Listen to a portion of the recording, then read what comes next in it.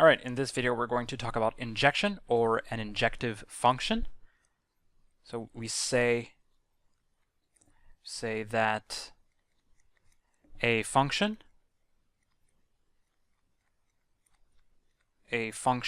f that goes from a to b is an injection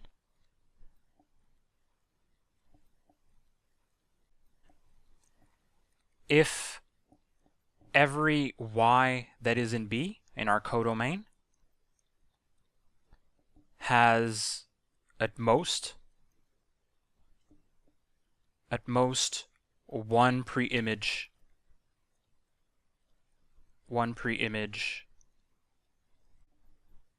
x in A. Okay, so very important, the at most one preimage. Now, how can we visualize this using Venn diagrams? Let's say I have a function, my function f that goes from A to B like this.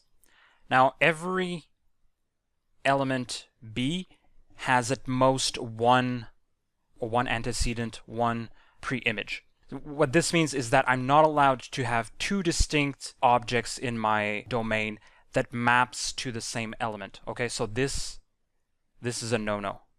Okay, so we'd have to eliminate that mapping. Now we can also think of this in terms of the preimage of a singleton. So if we take the preimage of a single element like this, we can say it's equal to, and it would have to be either the empty set or a singleton. Okay, because we have at most one preimage x that is in A. So let's go over a few examples of this. All right, let's start with our favorite function, the identity function over A. So this goes from A to A, maps x to itself, and this is obviously an injection because the only preimage of x that is in our codomain A is going to be x in our domain. Now, similarly, we can talk about the canonical injection.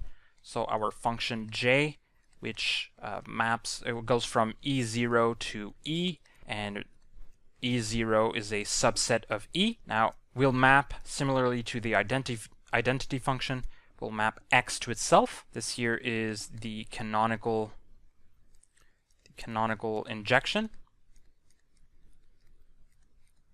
from E0 to E. Now, whenever I'm going to talk about the canonical injection from E0 to E, you know that I'm talking about this specific function j. For perhaps a more interesting function, the exponential function, which goes from a set of real numbers to another set of real numbers, and we'll map x to e to the x. Remember that the number e is a number similar to pi. It is 2.71828, I think, and it goes on indefinitely similarly to pi. Now, the graph of this function is your generic exponential function. It starts really slowly, but it increases exponentially. So it would look a little bit like this right here. Now, this function is, I claim, to be an injection. How would we go about proving this? Because it's not as obvious as our two previous examples. We're going to start with two objects, so let x and y be, those are two real numbers, be such that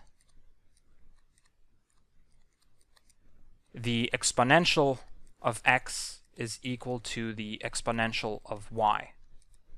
My goal here is to start with a single object, maybe write this the exponential of x and the exponential of y.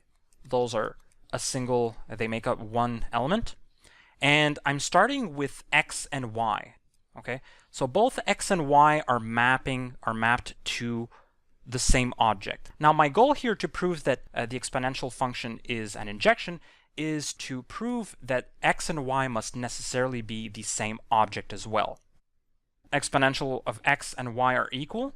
This means that e to the x is equal to e to the y. Now pay attention, this is very important. We're going to be using the natural logarithm here, which goes from the positive real numbers to all of the real numbers, and we're going to map x to the natural logarithm. Remember, the graph of this function, what it looks like is it increases very fast, very rapidly when up until 1, and then after 1 it increases very slowly. So we're going to use this function because the fact that those two objects, e to the x and e to the y, are the same object, then necessarily our function, our logarithmic function, has to map both of these objects to the same.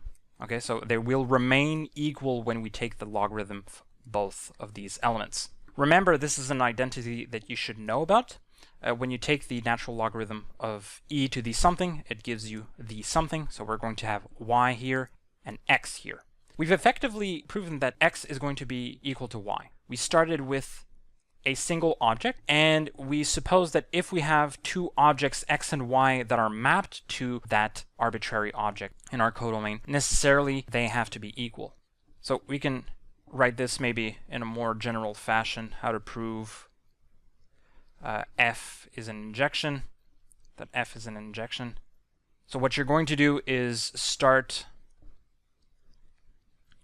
with an arbitrary element in your set B. What you're going to do is suppose that two objects, so suppose that two elements in A are mapped to the arbitrary element. I'm trying to abbreviate a lot of words here. Bear with me. So you suppose that x and y are mapped to that same element right here, to that arbitrary element in B. And you want to show that the two elements are equal. Okay, they form a single element. In a more mathematical way to write this, what this actually means is that f of x1, or actually let me stick with x and y, f of x and f of y, if those two are equal, then necessarily this means that x is equal to y. This is the technique we used for the exponential function. Similarly, if you want to, it's very enlightening to consider the contrapositive of this statement, which is if I have two distinct objects x and y in my domain, well, necessarily they have to be mapped to distinct objects. Okay, f of x has to be distinct from f of y. So again, this is x, this is y. If there are two distinct elements, well, necessarily they have to be mapped to distinct elements as well. All right, so we defined an injection to be a function that goes from A to B, and it is an injection if every element in the codomain has at most one preimage x in A. Now this means that if we have two distinct objects in our domain, they have to map to distinct objects in the codomain. This here would be no good, and you can also see this using, visualize this using the preimage of a singleton. The preimage of every singleton has to be either empty or a singleton itself.